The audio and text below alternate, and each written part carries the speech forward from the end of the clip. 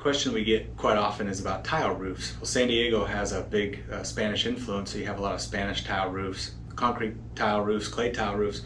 There's a big difference between all those. But what we find oftentimes is when someone says they want a tile roof, that can mean a few different things. So I'd like to talk about that today.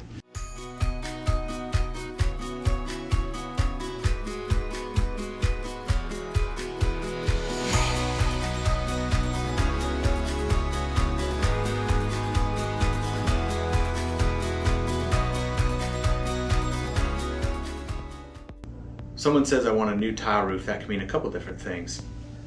Oftentimes, at my house for example, it was built in the early 80s, so it's well over 30 years old, 35 years old or so, and the tile is fine. They say the tile can last 50, 100 years, and even at 35 years old, the tile's in great shape, but it's the underlayment, it's the paper underneath, the tar paper that they used 35 years ago.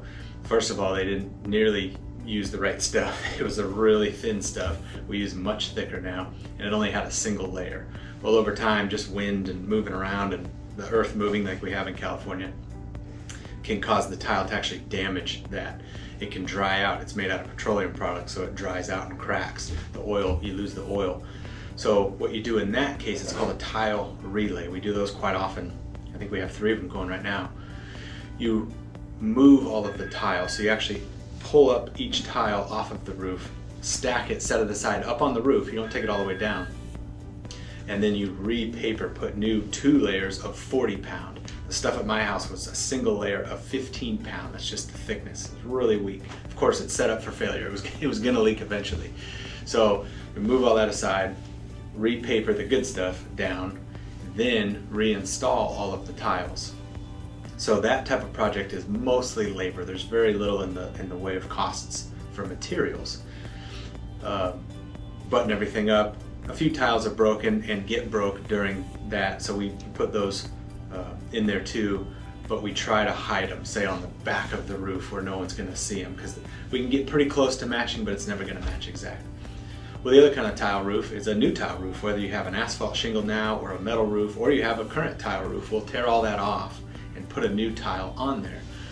The 2 different types of tile, and I'm oversimplifying this, but the 2 types of tile that we have to work with is a concrete tile or a lightweight tile. You can get into the clay tile, but that's a lot more fragile and much more expensive, so we really do try to steer away from that. But a concrete tile replaces another concrete tile. That means your roof structure, the actual framing of the roof itself, can handle that weight, because it's pretty heavy. It's a really heavy, and concrete tile were made in replacement of the clay tile because they were so brittle. That's where those came from. Well, say if you have an asphalt shingle roof now and you want to switch, you want to upgrade to a tile roof so that it lasts longer. Typically your current roof structure is not capable of holding that new heavier concrete tile, so we go to a lightweight concrete tile. Eagle-Lite is our preferred manufacturer of choice if you want to look those up. Typically speaking, a lightweight concrete tile can go on an old asphalt shingle roof. Of course, we tear the old asphalt shingles off, and that weight is pretty close, and we verify, we get permits, we check with the city and the engineer to make sure it can hold it, but that doesn't put too much stress on the roof structure, anything more than ordinary.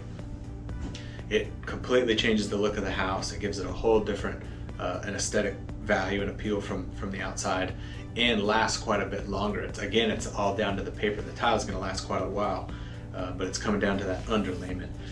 That paper, that's the actual waterproof. It's the last stop for the water before it gets into the house. So we put 2 layers of 40 pound felt. It's the biggest stuff. Sometimes you hear people say synthetic, and we only use synthetic for asphalt shingles. However, we don't for tile. I'll explain why real quick. Like I was mentioning earlier, wind and just the earth moving, the house moving and shifting, the nails that go through the tile go through that paper, of course, too, before it hits the roof deck. And just from moving around, that synthetic is not really set up for a nail moving around, whereas the asphalt underlayment, the tar paper, the 40 pound felt, that actually kind of grabs around the nail. So even if it does move, it still seals itself. You're not stuck with a bunch of holes around where the nail holes were on a synthetic underlayment. So we don't use synthetic under a tile, whether it's a relay or brand new. Hope that helped clarify some different tile options that are out there.